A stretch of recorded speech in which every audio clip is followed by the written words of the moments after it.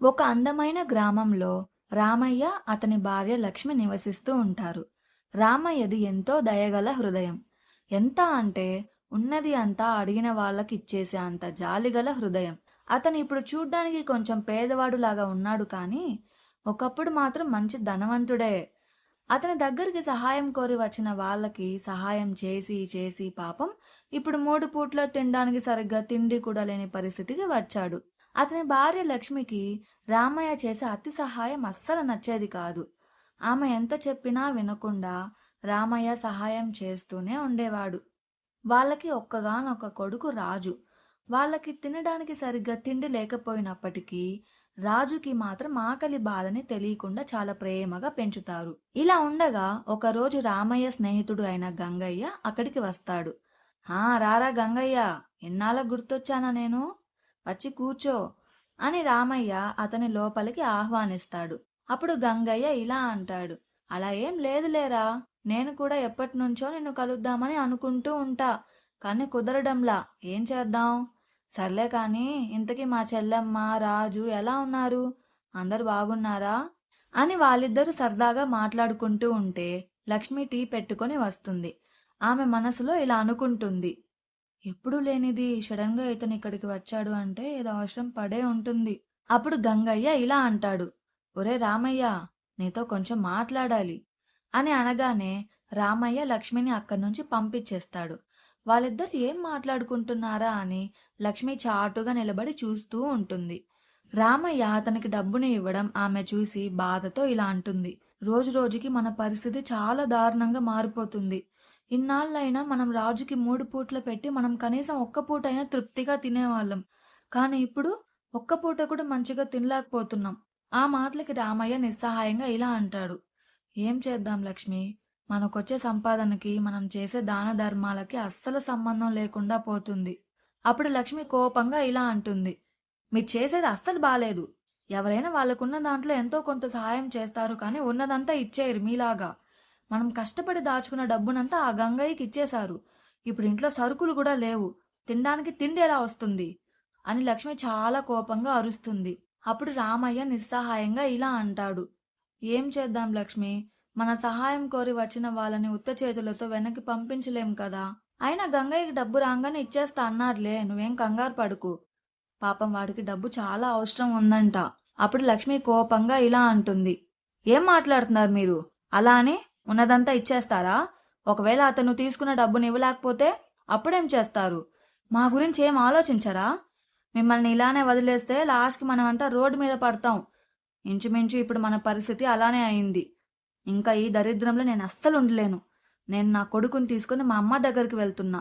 మీరు మాత్రం ఇక్కడే ఉండి వచ్చిన వాళ్ళకి సహాయం చేస్తూ మీ కడుపుని నింపుకోండి అని చెప్పి లక్ష్మి రాజుని తీసుకొని అక్కడి నుంచి వెళ్ళిపోతుంది. అప్పుడు రామయ్య దిక్కుతోచక బాధతో ఉన్న పలంగా కూలిపోతాడు. అయ్యో దేవుడా, ఎందుకు నా పరిస్థితి ఇలా అయిపోయింది? నేనేం పాపం చేశా అని రామయ్య ఏడుస్తూ ఉంటాడు.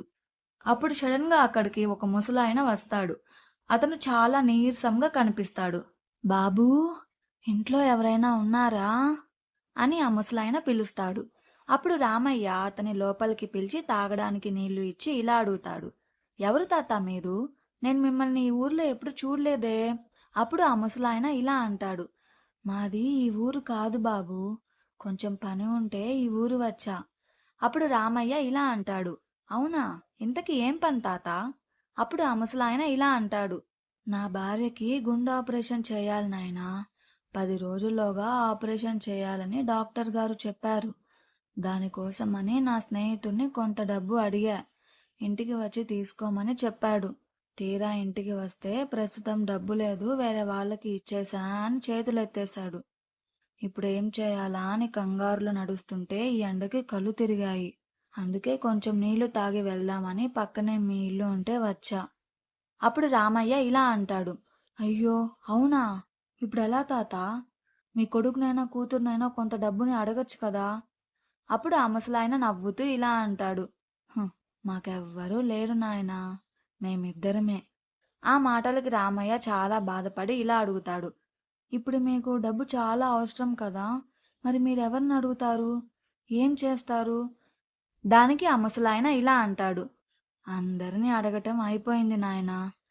కొంతమంది దయతో కొంచెం డబ్బు ఇచ్చారు, కానీ అది సరిపోదు కదా.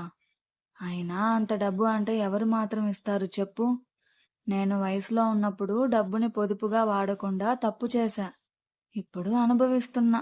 తాగడానికి నీళ్లు ఇచ్చినందుకు నీకు కృతజ్ఞతలు నాయనా. ఇక నేను వెళ్తా.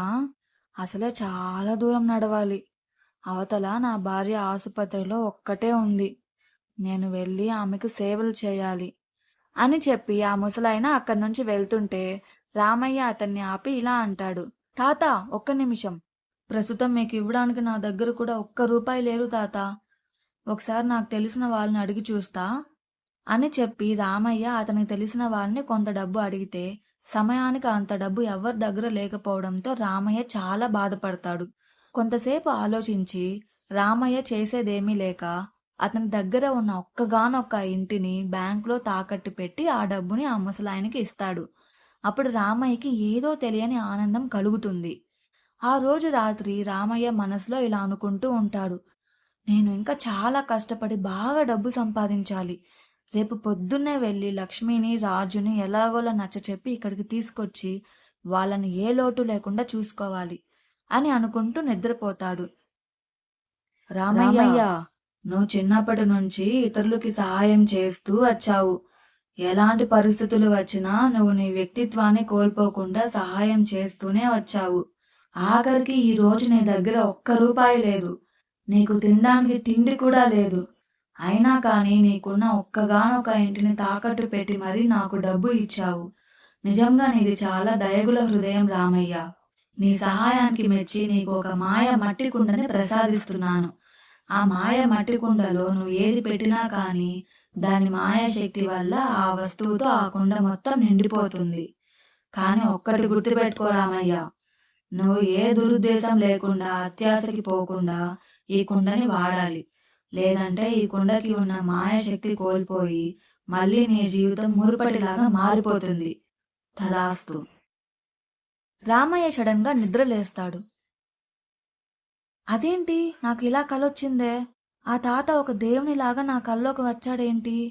ఏమోలే, పడుకుందాం. మళ్ళీ రేపు పొద్దునే లేచి లక్ష్మి దగ్గరికి వెళ్ళాలి అని అనుకొని రామయ్య పడుకోబోతుంటే అతనికి పక్కనే ఒక మట్టి కుండ కనిపిస్తుంది. రామయ్య దాన్ని చూసి ఇలా అంటాడు. అదేంటి, నా కల్లోకి వచ్చిన మట్టి కుండ ఇక్కడుంది? చాలా ఆశ్చర్యంగా ఉందే అని అనుకొని దాన్ని పట్టుకొని చూస్తూ ఉంటాడు. ఇది నిజంగానే మాయ మట్టి కుండేనా? ఒకసారి ఇందులో ఏమైనా వేసి చూస్తే చూద్దాం అని అనుకొని వంటగది నుంచి ఒక బియ్యపు గింజను తెచ్చి ఆ కుండలో వేస్తాడు. అప్పుడు ఆ కుండకి ఉన్న మాయాశక్తి వల్ల ఆ మట్టి కుండ మొత్తం బియ్యంతో నిండిపోతుంది. ఈ దృశ్యాన్ని చూసిన రామయ్య చాలా ఆశ్చర్యపోతాడు. మనసులో ఇలా అనుకుంటాడు. అరే, ఇది నమ్మశక్యంగా లేదే, ఇంకోసారి ట్రై చేద్దాం అని అనుకొని ఆ కుండలో ఒక కూరగాయని వేస్తే ఆ కుండ మొత్తం కూరగాయలతో నిండిపోతుంది. రామయ్య సంతోషంగా ఇలా అంటాడు. నాకిప్పుడు అర్థమైంది దేవుడా. నన్ను పరీక్షించడానికి ఆ ముసలాయన వేషంలో వచ్చి నా సహాయానికి మెచ్చి నాకు ఈ కుండని ప్రసాదించి నన్ను కరుణించావు స్వామి. నిజంగా నీకు శతకోటి వందనాలు అని ఆ దేవునికి సంతోషంగా ప్రార్థిస్తూ ఉంటాడు. మరుసటి రోజు రామయ్య అతని భార్య దగ్గరికి వెళ్లి జరిగిందంతా చెప్తాడు. ఆమె చాలా సంతోషిస్తుంది. ఆనందంతో ఇలా అంటుంది. ఓరి దేవుడా, ఆ మాయకుండ వల్ల మనం ధనవంతులం అయిపోతున్నాం. అయితే ఆ మాయకుండని వాడి బోల్డని పట్టు చీరలు, నగలు తీసుకోవచ్చన్నమాట. ఇక నుంచి మన జీవితమే మారిపోతుంది అని మురిసిపోతూ ఉంటుంది. అప్పుడు రామయ్య కోపంగా ఇలా అంటాడు. లక్ష్మి, మనం ఆ మాయాకుండని కేవలం మన నిత్యావసరాలకి మరియు ఇతరుల సహాయం కోసం మాత్రమే వాడాలి. చెప్పాగా, మనం స్వార్థానికి పోతే ఆ కుండ దానికున్న మహిమను కోల్పోతుందని. నిన్ను చూస్తే ఖచ్చితంగా నీ స్వార్థానికే దాన్ని వాడేలా ఉన్నావు. ఏ పరిస్థితి వచ్చినా నువ్వు ఆ మాయకుండని వాడను అని నాకు ప్రమాణం చేయి. అప్పుడే నిన్ను మన ఇంటికి తీసుకెళ్తా అని రామయ్య కోపంగా చెప్పేసరికి లక్ష్మి భయంతో సరే అని ప్రమాణం చేస్తుంది. రామయ్య అతని భార్య బిడ్డలను వాళ్ళ ఇంటికి తీసుకెళ్లిపోతాడు. ఆ రోజు నుంచి రామయ్య జీవితమే మారిపోతుంది. అతను ఏ స్వార్థం లేకుండా ఆ కుండని వాడుతూ ఉంటాడు. అలానే సహాయం కోసమని అతని దగ్గరికి వచ్చిన వాళ్ళకు కూడా ఆ మాయకుండ సహాయంతో వాళ్ళ బాధల్ని తీరుస్తూ సంతోషంగా జీవనాన్ని సాగిస్తూ ఉంటాడు. ఒకరోజు లక్ష్మి వాళ్ళ పక్కింటి ఆవిడైన శాంతి వాళ్ళ ఇంటికి వెళ్తుంది. వాళ్ళు సరదాగా మాట్లాడుకుంటూ ఉంటారు. శాంతి కొత్తగా కొన్న బంగారు హారాన్ని లక్ష్మికి చూపిస్తుంది. ఆ హారాన్ని చూసి లక్ష్మి కళ్ళు జిగేలుమన్నాయి. శాంతి లక్ష్మితో ఇలా అంటుంది, ఈ హారం చాలా బాగుంది కదా లక్ష్మి. బిజినెస్లో మంచి లాభం వచ్చిందని నేను వద్దన్నా మా ఆయన నాకు ప్రేమతో తీసిచ్చాడు అని గొప్పగా చెప్పుకుంటూ ఉంటుంది.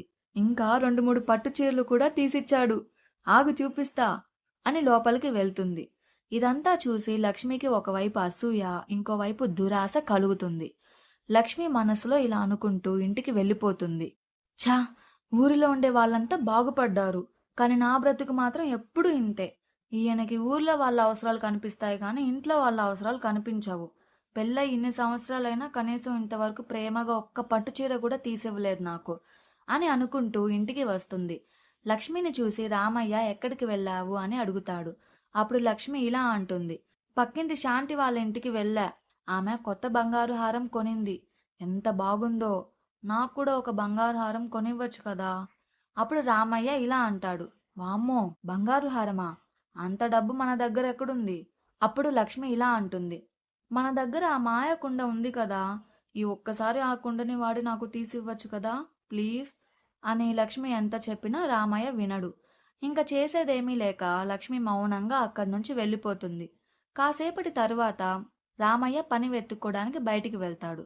అప్పుడు లక్ష్మి మనసులో ఇలా అనుకుంటుంది, ఇదే సరైన సమయం, ఈయనెలానో తీసివ్వడు, నాకు కావాల్సినట్టు నేనే తీసుకుంటా అని చెప్పి లక్ష్మి ఆ మాయ మట్టికుండ దగ్గరికి వెళ్ళి ఇలా అంటుంది, ఓ మాయ మట్టికుండ, నా దగ్గర ఒక్క పట్టుచీర కూడా లేదు. దయచేసి నాకు పట్టుచీర కొనుక్కోవడానికి సరిపడా డబ్బునిస్తావా ప్లీజ్, ఇంకెప్పుడు నిన్నేమీ అడగను అని చెప్తూ ఆమె దగ్గర ఉన్న 100 రూపాయల కాగితాన్ని అందులో వేస్తుంది. సడన్ గా ఆ కుండ మొత్తం డబ్బుతో నిండిపోతుంది. ఇది చూసిన లక్ష్మి ఆనందంతో మురిసిపోతుంది. రామయ్య వచ్చేలోపు ఆ డబ్బునంతా ఒక సంచిలో పెట్టి దాచేస్తుంది. సడన్ గా ఆమెకి రామయ్య చెప్పిన మాటలు గుర్తొస్తాయి. అంటే నేను ఎక్కడ ఇలా డబ్బుని తీసేస్తానా అని ఈయన కావాలని నాకు అబద్ధం చెప్పినట్టున్నాడు. లేదంటే ఇప్పుడు నాకు ఈ మాయకుండ డబ్బు ఇచ్చేది కాదు కదా. అలా అయితే నేను ఇప్పుడు ఈ మాయకుండని ఒక బంగారు హారం కోసం కూడా డబ్బుని అడుగుతా అని శాంతి అత్యాశకి పోయి ఆ కుండలో ఇంకొక 100 రూపాయల కాగితాన్ని పెడుతుంది. అంతే, ఇంకేముంది, ఆ కుండ దానికున్న మాయాశక్తిని కోల్పోతుంది. వాళ్ళ దగ్గర ఉన్న డబ్బు కూడా పోయి వాళ్ళు మురుపటి స్థితికి వచ్చేస్తారు. లక్ష్మి బోరున ఏడుస్తుంది. తన తప్పుని తెలుసుకొని లక్ష్మి బాధపడుతూ ఉంటుంది. ఇంతలో రామయ్య అక్కడికి వస్తాడు. విషయం అంతా తెలుస్తుంది. లక్ష్మిని ఏమనకుండా ఓదారుస్తూ ఉంటాడు. అప్పటి నుంచి రామయ్య కష్టపడి సంపాదించిన డబ్బులో కొంత భాగాన్ని ఇతరుల సహాయానికి మరియు అతని కుటుంబ అవసరాలకి ఖర్చు పెడుతుంటే మిగిలిన డబ్బుని మాత్రం అతని కుటుంబ భవిష్యత్తు కోసం ఆదా చేసుకుంటూ ఉంటాడు. లక్ష్మి కూడా ఏదో ఒక పని చేసుకుంటూ రామయ్యకి తోడుగా ఉంటుంది.